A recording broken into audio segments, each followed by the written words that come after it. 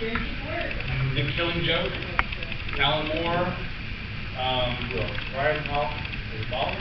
Oh, can't remember my own handwriting. John Higgins. Anybody not familiar with Killing Joke? Anybody not familiar? Killing Joke was one of those books in the Batman Renaissance. You not? How old are you? Oh, you have homework. You're so young. Go down and find the Killing Joke. Yes. It's basically when Batman was revitalized by The Dark Knight Returns by Frank Miller, which everyone correctly knows about.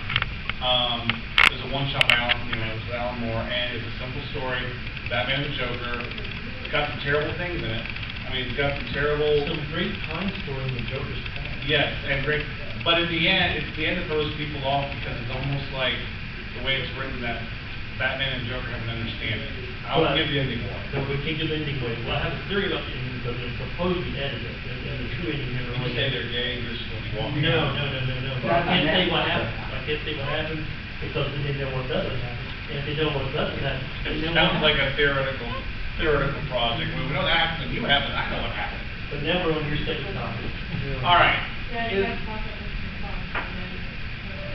Okay. What? You never read Killing Joke? No, she doesn't know what the supposedly okay. I got it. That's good.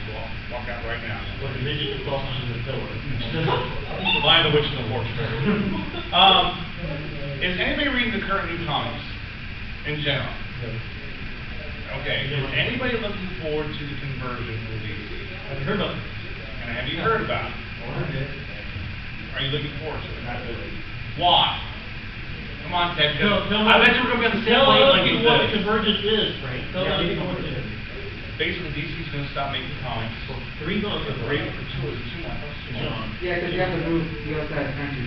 And they are going to pop out #1 issues. And they're going to converge all the storylines again when you get everything. But exactly what was said.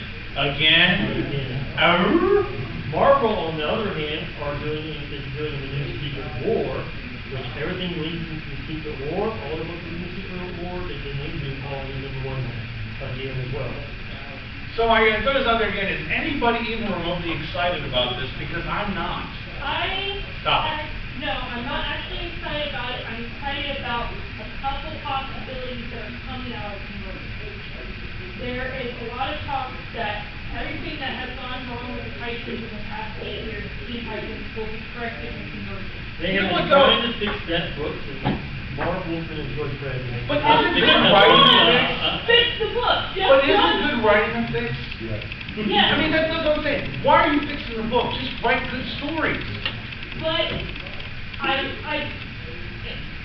What? somebody that was involved with that, a different partnership on New Comic Day, Eric Ratcliffe sent me what he thought was a plot synopsis for Teen Titans.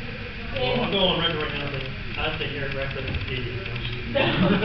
And it looks like there actually might be a good plot going on here. I'm not going to get my hopes up, but I'm saying it pans out the way the plot synopsis is on. And there's a good writer behind it, and it's just not pictures. Because I hate comics that are just pictures, pretty pictures. And I may be a triathlete by the end of this year. Maybe. Maybe. Tim, you were going to say something? No, I was just chuckling a lot of because. Okay, I remember the Teen Titans. Yeah. When I was a teenager. Yes. The original Teen Titans. Are you talking the original Teen Titans in the 60s? Yeah. Teenager. Yeah. And there were issues then.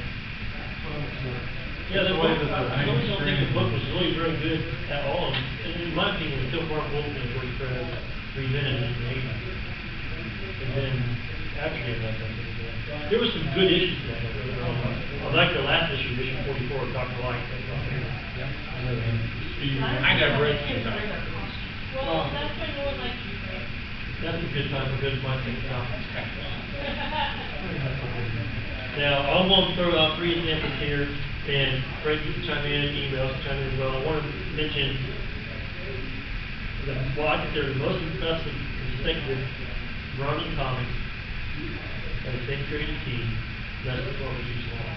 And the first would have to be Micronauts, one through 12, by Bill Manilow and Matt Moore for Golden. And edited by Al Milton. You're going to see a movie for him as well. And I want to just put a shout out to Jim City. The artist for, this is not Michael Golden's art, what he was David Cochran. But after the popularity of Golden took off from the Micronauts, he started doing stuff as a vision too. The artist Michael Golden is the previous Jim City alumni guest. So was Mark Bolton, the editor of that book. Second run is going to be Doctor Strange 48 to 53. Bullshit. With the Doctor Strange thing, he's really into Doctor This Strange. is written by Roger Stern, drawn by Marshall Rogers, inked by Terry You're a Austin. Cumberbatch fan, I bet. Doing Cumberbatch? Cumberbatch is going to play Doctor Strange. And the Doctor Strange books are recently taken You ever watch Sherlock? No. Oh, wow. Sorry. Doctor Strange books are really starting to take off right now because of that, casting that book. But Al Milgrom also, guess what? Had his book. That's not his song. There is a, this goes to issue 53, this storyline here. There's a fill-in issue, and then it kind of includes in 55, but Marshall Rogers doesn't draw Michael Golden. And the last, very, very, I think, underrated run in Daredevil 158 to 167, written by Roger McKenzie. This is the first Frank Miller Daredevil. And Dylan Miller takes over. He takes over in 168, actually writing and drawing. But I think the stuff that McKenzie and Miller worked on together, as the rest of the Miller stuff is after McKenzie leaves, this stuff is strong. Because McKenzie is a very good scripter.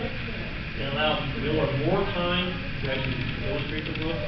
Once he starts writing and illustrating, the illustrations are all rushed. And Paul Speed will be coming. Just who edited it. Who? Al Milgrom.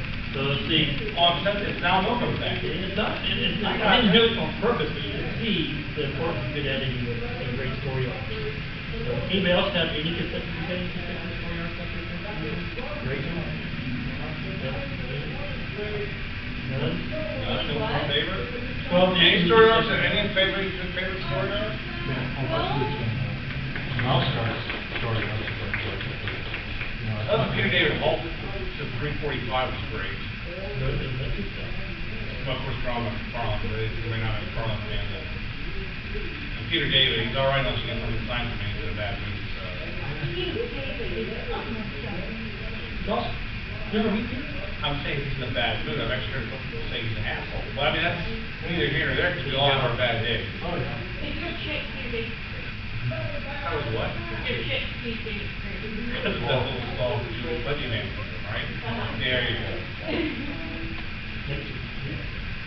What, my topic or my book? Hey, I'm not going to Alan Moore kick. Has anyone ever read Saga the Swamp Thing? Okay, issue 40, the werewolf story. Alan Moore did a thing that was play on classic monsters where he did a vampire story for a couple issues. It was neat because back early in the run, the Swamp Thing comes across a town full of vampires, destroys them by flooding the town. Yeah, it's great. Flooding the town. But instead of killing them, the vampires adapt by like hiding in freezers and doing things, and they become almost amphibious. And they come back, but this one is only one issue, and it's about a woman, if I'm correctly, she was kind of abused, and she's lycanthrope. And the werewolf is empowering her.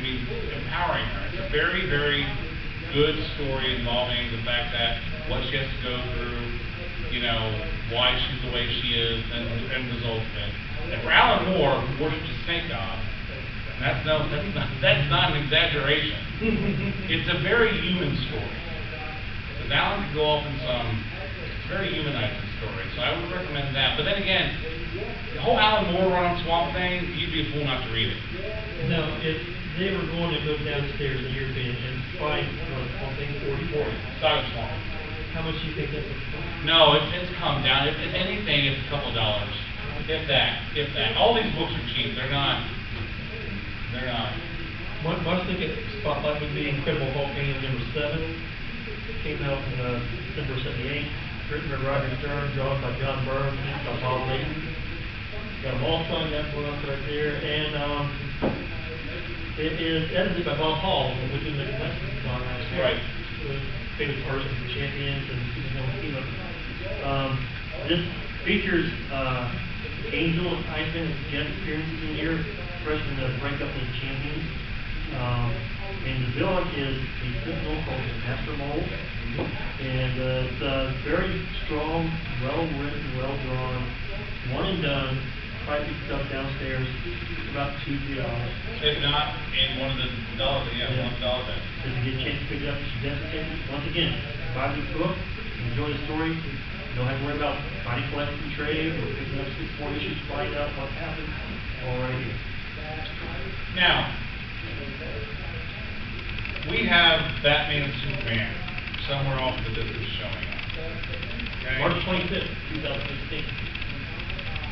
Is anybody hopeful that DC can put a quality movie out there and jumpstart their movie franchise again, basically? Are we hopeful, or do we believe they can do it? Do we believe they can do it? Does anybody have an opinion on this? I'm hopeful.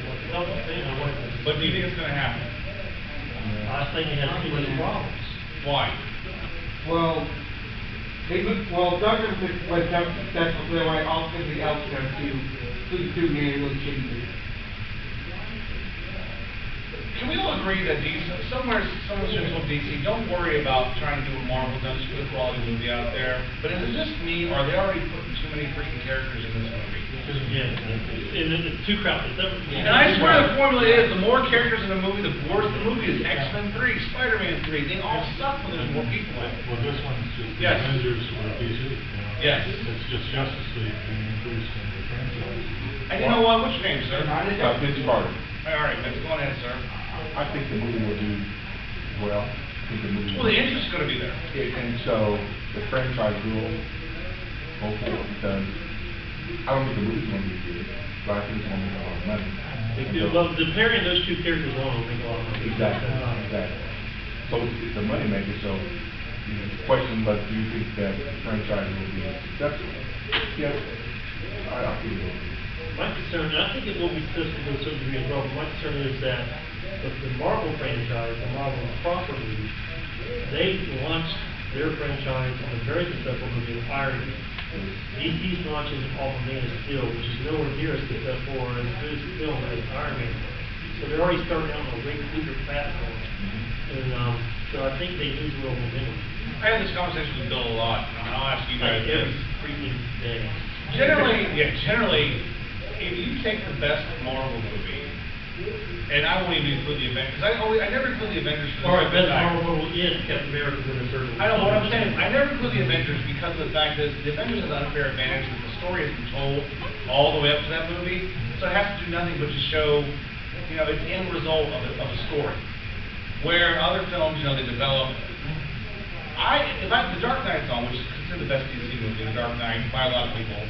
And, I'll just say Captain America, Winter Soldier, or Iron Man's on. 9 times out of 10, I'll watch the Marvel film because it's easier to watch. It's not that it's better or worse, it's easier for me to watch and digest. Well, kind of along those lines, Guardians of the Galaxy, Right. You love it, hate it, whatever. I went and saw it in the theater 3 times. Like, that's how much I love it. I can't even think, other than Star Wars movies, of another movie I've ever done that before. Right. Buddies of mine know nothing about comics, know nothing about that. But, I'm just like, hey, this is just a good, fun movie to Right. watch. If you could Take your sci-fi movie kids, by you're- itself. Take your kids, you're gonna love it. You're You don't have to making me know beat up anything grass. else. Exactly. You're gonna laugh and you're gonna love this movie. And that's what they did with that product. That's what the movie studios is looking at. They have the base of the people who are going to go and see movies because they're into comic books. All they're wanting to do is expand the base to the general population to fill in the seats. Well, first off, let's get some straight. It's not about comics anymore. No, it's all about music. The movie, it's media. And let's face it, they're not going, and that's why, this goes back to, look, up to a certain point, we've gotten so big in what I call the nerd kingdom, that we have nerd snobbery now. You have nerds making fun of nerds for we don't do cosplay, we don't do that, or we don't do that. You like My Little Pony. What, bronies, God, I just got introduced to bronies a couple of years ago. That's what I said. But seriously, it's the fact that when Bill, as you see when Bill gets going, he talks like a little college professor when it comes to art, who did what, he's a savant like that. I'm not quite as disciplined, you know? But I laugh sometimes because when some people complain about the films, they're not going after the comic fans, you know? They're going after the general public. If you're gonna wear a shirt with a comic cover on it, you better know who drew it. Good example, I have two things to say here. One, she reminded me of the situation of our man-child friend. Oh, yeah. Was wearing a shirt yesterday, Hulk 181. Right. All right, everybody familiar with this Iconic cover. your iconic cover? I'm not really actually good at that. First Wolverine. First Wolverine Hulk, they're fighting on the cover. And she asked him, do you know, because she already knew he didn't, do you know who drew that cover? No, he didn't. He didn't know. Because it was her trip. Supposed to be guest honor at the show who had to cancel. He had no idea who drew that cover. Had no idea who Ruby Trinity was.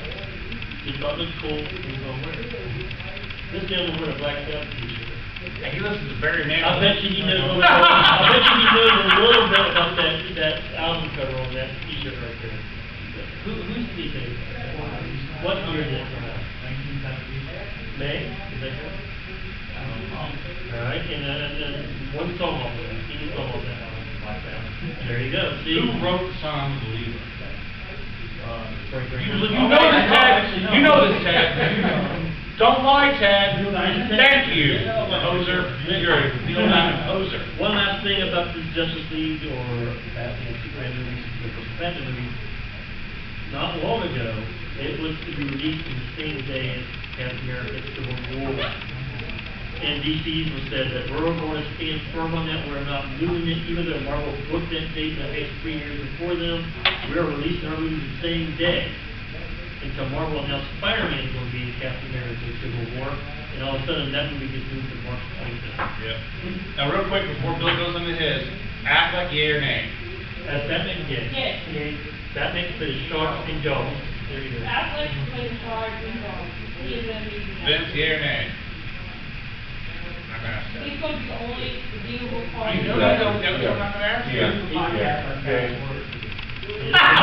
Hey.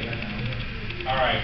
I'm gonna go. Frank touched upon some of the best movies. I'm gonna go on the best movies as well. But I'm gonna mention three that I think are most of the underrated films, comic-based films that we have. Howard the Duck. No. Underrated. I think one of the most underrated films out there is, I'm gonna listen to the response here, Constantine. Think movie. Stop lying. You are doing that on purpose. No, you know what he's You're trying to bullshit. You're doing that on purpose.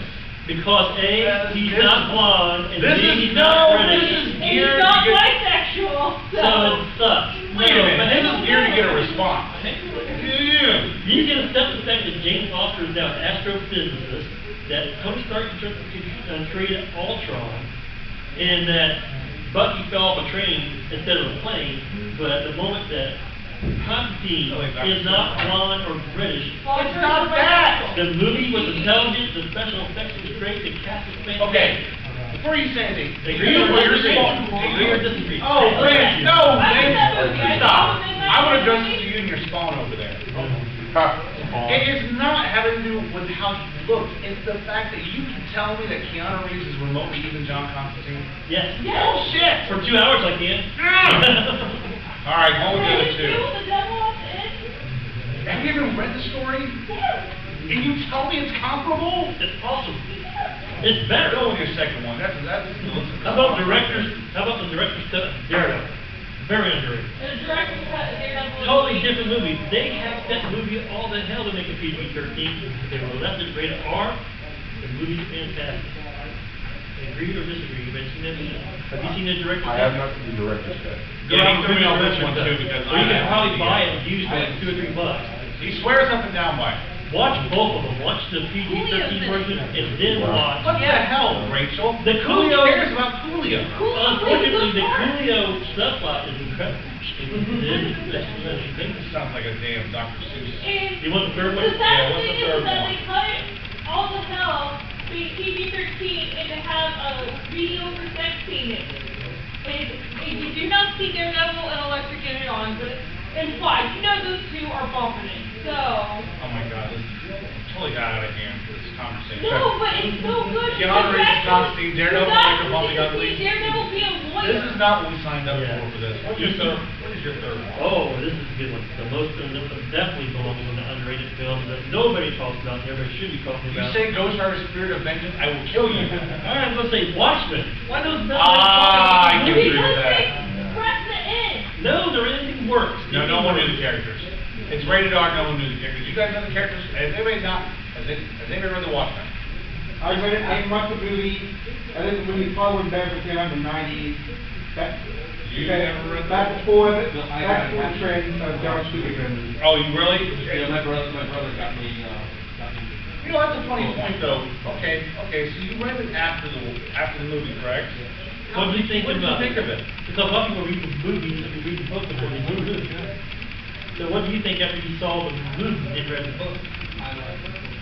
You like the book better? Except for the fact that the tentacle creature that destroys the city, they couldn't do that in the movie. They couldn't do that.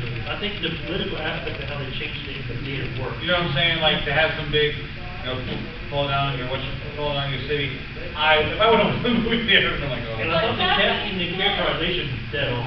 Right. And one of the best adaptations, almost page per page, dialogue to dialogue, is that being used? And nobody knows. Has anybody seen the director's cut? No. But nobody knows the characters, and that's a strike too. If you don't know the characters and what's the motivation, and it's R-rated, which unfortunately, we still live in a world where R-rated hero movies. You know, R-rated hero movies are not what am I saying? Acceptable yet. Not genuine. Yes, thank you. You want to do your next book? No, it's your next, Does anybody like groups? Okay. If you want to, here's an obscure group reference for my third book. I wish I had the book. I wish I had my books with me. Cribwalk Annual 5, 1976. It's now, I have to warn you, I lied. it is a little specific. I lied. This book has gone up in price, but it's unfair. It's the second Pierce group. Will you shut up? I ain't saying that. It's It's a really good unfair. book, you had a lot of fun. It is unfair, though, to say that because it's not really group. What happened was, the cover is the Hulk with a bunch of Marvel 60s monsters. Back in the 60s, you had Doom, the Blip, you had Groot.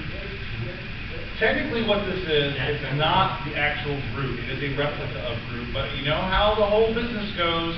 If it says Groot, by God, it's the second appearance of Groot.